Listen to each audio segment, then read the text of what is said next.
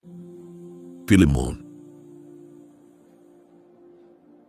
Si Pablo na bilanggo ni Kristo Jesus at si Timoteo na ating kapatid kay Filemon na aming minamahal at kamanggagawa, at kay Apia na ating kapatid na babae, at kay Arkipo na kapwa kawal namin, at sa iglesia sa iyong bahay.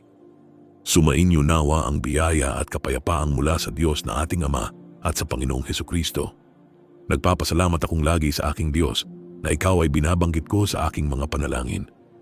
Sa pagkabalita ko ng iyong pag-ibig at ng pananampalataya mo sa Panginoong Hesus at sa lahat ng mga banal, upang ang pakikipagkaisa ng iyong pananampalataya ay maging mabisa sa pagkaalam ng bawat mabuting bagay na nasa iyo sa kay Kristo.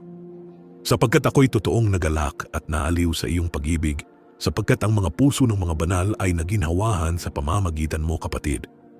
Kaya bagamat kay Kristo ay mayroon akong buong pagkakatiwala upang ipagtagubilin ko sa iyo ang nauukol, gayon may alang-alang sa pag-ibig ay bagkus akong namamanhik kung sa bagay akong si Pablo ay matanda na at ngayon na may bilanggo ni Kristo Jesus.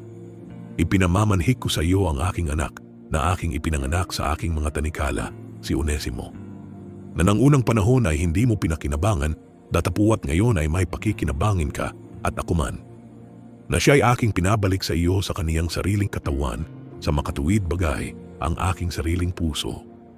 Naibig ko sanang pigilin siya sa aking piling upang sa iyong pangalan ay paglingkuran ako sa mga tanikala ng Ebanghelyo.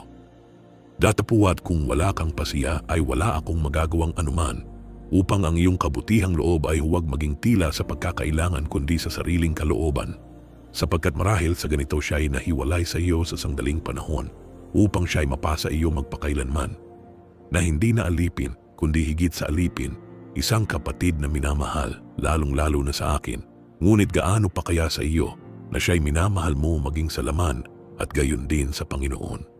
Kung ako nga ay inaari mong kasama, ay tanggapin mo siyang tila ako rin.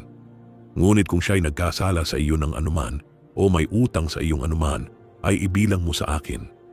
Akong si Pablo na sumusulat nito ng aking sariling kamay, ay siyang magbabayad sa iyo, hindi sa sinasabi ko sa iyo na ikaw man ay utang mo pa sa akin. Oo, kapatid, magkaroon nawa ako ng katuwaan sa iyo sa Panginoon, panariwain mo ang aking puso kay Kristo. Kita ay sinulatan sa pagkakatiwala sa iyong pagtalima, palibhasa ay aking nalalaman na gagawin mo ang higit pa kaysa aking sinasabi. Datapuat bago ang lahat ay ipaghanda mo ako ng matutuluyan, sapagkat inaasahan kong sa pamamagitan ng inyong mga panalangin ay ipagkakaloob ako sa inyo. Binabati ka ni Epaphras na aking kasama sa pagkabilanggo kay Kristo Jesus, at gayon din ni Marcos, ni Aristarco, ni Demas, at ni Lucas na aking mga kamanggagawa. Ang biyaya ng ating Panginoong Hesukristo ay sumainyo nawang Espiritu. Siya nawa